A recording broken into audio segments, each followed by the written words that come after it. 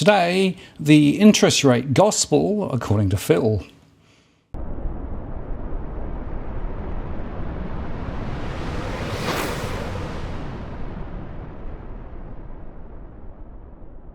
Hello again, it's Martin North from Digital Finance Analytics World Notice Post, covering finance and property news with a distinctively Australian flavour. Well, we got from the Reserve Bank Governor Phil Lowe today a speech entitled Recent Economic Developments, where he pushed back against predictions of imminent rate rises, but did note that it is plausible the cash rate will be increased later this year. Lowe said, "I recognise that there is a risk of waiting too long, especially in a world with overlapping supply shocks and a high headline inflation rate. But there's also a risk of moving too early. Inflation, which has climbed to 3.5% in Australia, could indeed climb towards 5% by the middle of the year." The takeout is that the RBA won't lift the cash rate until it sees evidence that wage growth has risen above 3%, which is unlikely to be achieved until late this year at the earliest. So the bank will take a wait-and-see approach, which is at odds with market expectations. Financial markets and many economists expect the RBA to start lifting interest rates, which are currently at 0.1%, as early as June, because of the building inflation pressures across the economy. Indeed, economists at the NAB on Tuesday became the latest to pull forward their interest rate expectations, tipping 3 rate rises through the second half of the year. And Gareth Aird at CBA wrote, "On the 15th of February, we shifted our central scenario for the RBA to commence normalising the cash rate to June 2022 from August 2022.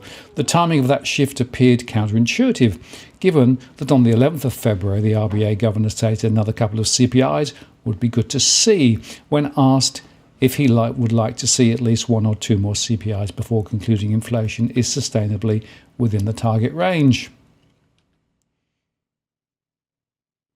But, they said, we did not interpret the Governor's desire to see a couple more CPIs as a firm commitment that the board would not raise the cash rate until they had seen a further 2 CPIs. Rather, we interpret a statement to mean that the RBA will conclude that inflation is sustainably within the target range if the next 2 inflation prints are in line with their forecast. But our expectation is that the upcoming CPI will be a lot stronger than their forecasts, which means our call for June rate hikes was founded on the idea that it is not necessary to see a couple more CPIs, provided wage growth continues to accelerate and the labour market further tightens, as we anticipate." So they say, today the Governor confirmed our interpretation is correct. The Governor was asked whether it is necessary to see 2 more CPIs before raising the cash rate. He replied, "We don't have a plan." This made it crystal clear that the RBA does not need to see 2 further inflation prints before raising the cash rate. This does not mean, though, that the RBA will raise the cash rate before August, by which 2 further CPIs would have been printed, but it does mean a rate hike is on the table before August. Indeed, some commentators have suggested board meetings before August are not live because the RBA had committed to seeing those 2 CPIs before raising the cash rate. Overall, they said, today's speech and Q&A session left us very comfortable with our call for the RBA to commence normalising the cash rate in June, and so we expect the RBA to shift to a hiking bias at the May board meeting. The May board meeting should be considered live.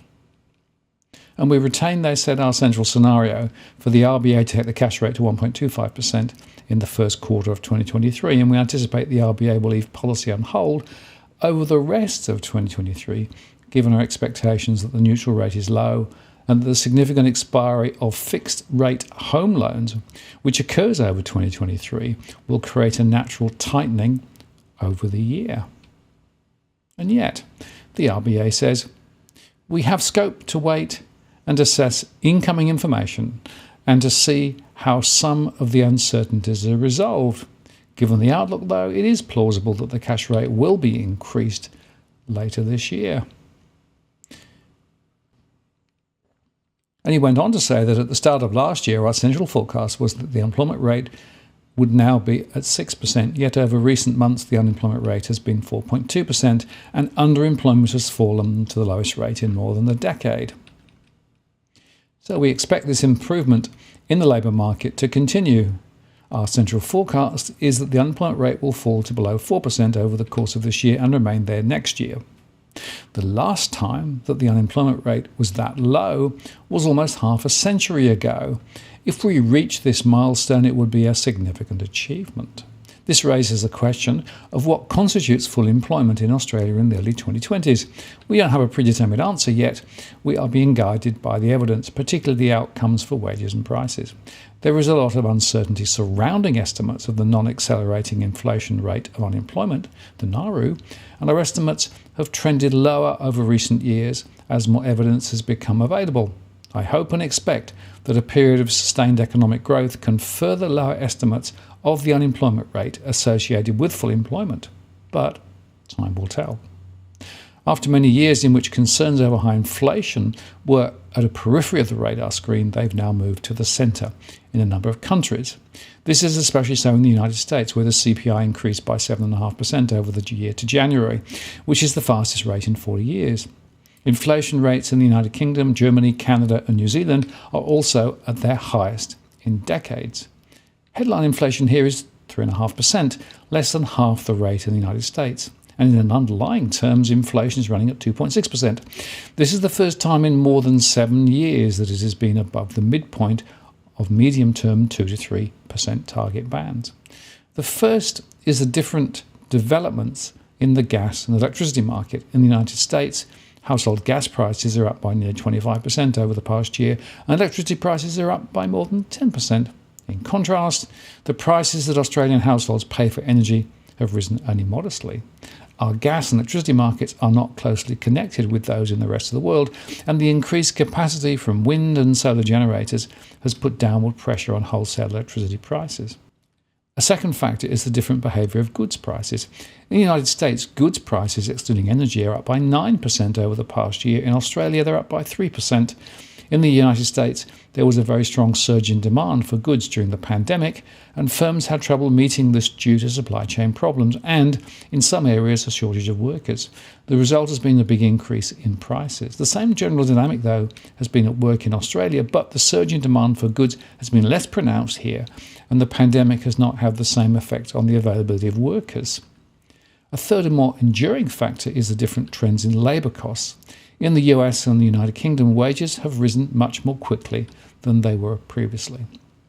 In contrast, in Australia and also in Japan and some European countries, wages are increasing at a similar rate to before the pandemic. One factor contributing to these differing experiences is the different trends in labour force participation. In the United States and the United Kingdom, labour force participation is still below its pre-pandemic levels, but in contrast, in Australia, we are near record highs in terms of participation. The point I want to make here, he said, is that while there is a common thread to inflation stories across many economies, there are important differences as well. These differences are relevant to the setting of monetary policy, to which I'll now turn.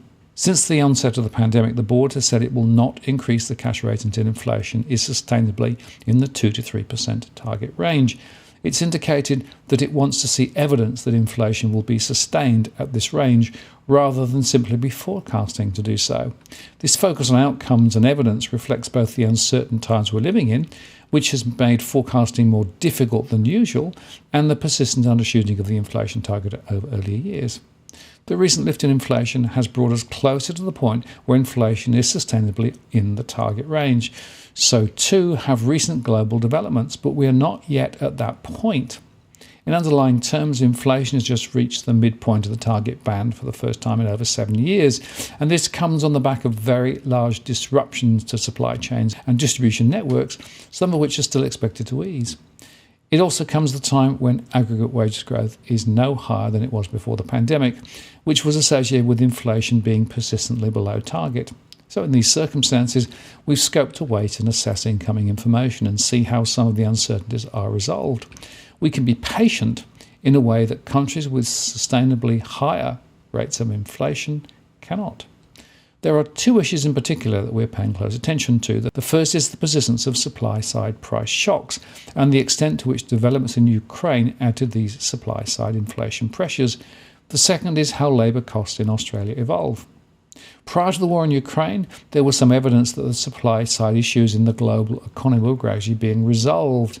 Delivery times had shortened a bit. Global car production was increasing again, and the price of semiconductors had come off their peaks. Businesses were also responding with new investment and changes in processes to ease capacity constraints. These developments were providing a basis for expecting that supply-side inflation pressures would ease over time, both globally and here in Australia. But now, the war in Ukraine and the sanctions against Russia have created a new supply shock that is pushing prices up, especially for commodities. This new supply shock will extend the period of inflation being above the central bank's targets.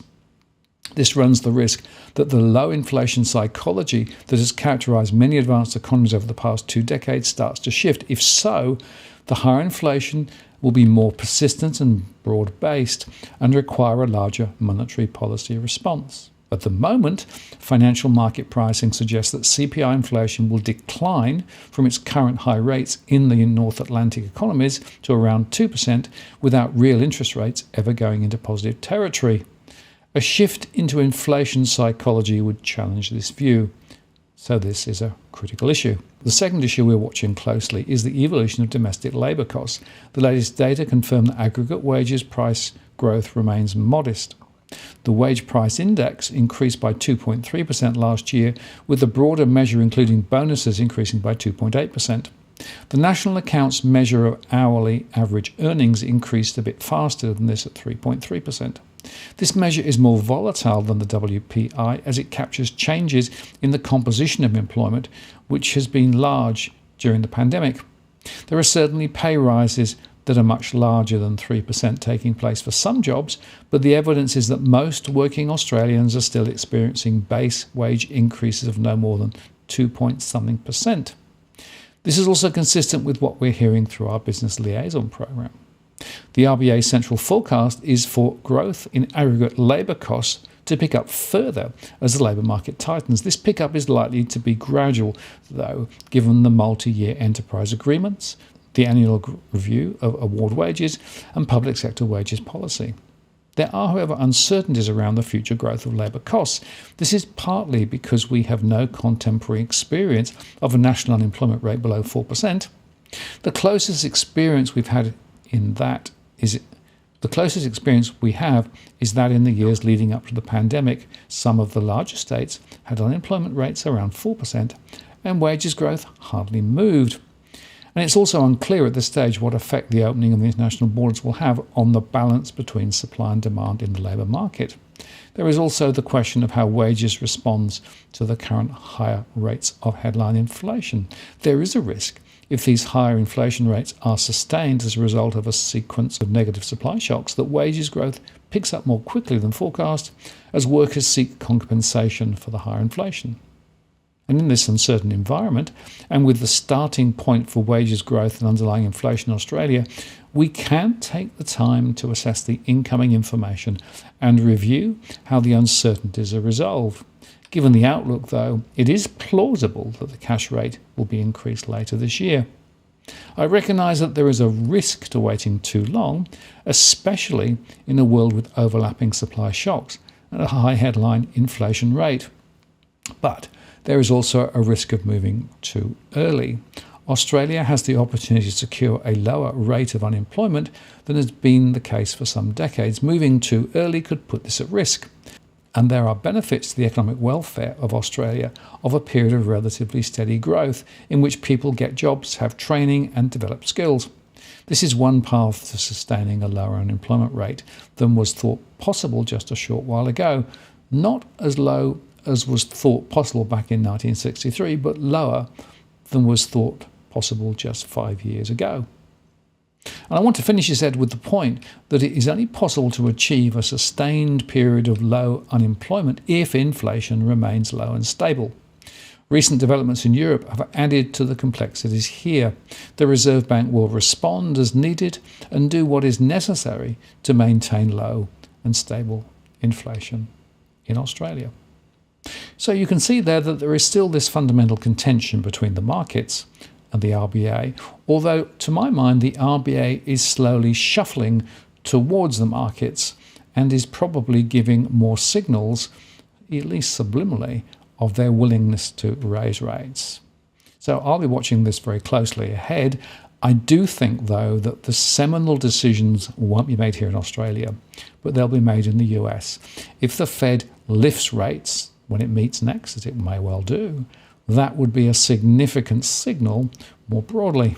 But as I discussed in my post this morning, there is also a massive contention between lifting rates and trying to deal with the current set of issues that we have, insofar that lifting interest rates won't really cure supply chain disruptions. They could actually make them worse, nor indeed will it have any impact on the conflict in Ukraine. So in a way, the RBA's lever, which is interest rates, may be somewhat disconnected from reality. And if that's the case, which means that even if they do lift rates, it is conceivable that inflation remains high and gets embedded, and then all bets are off. I'm Martin North from Digital Finance Analytics. Many thanks for watching, and I'll see you again next time.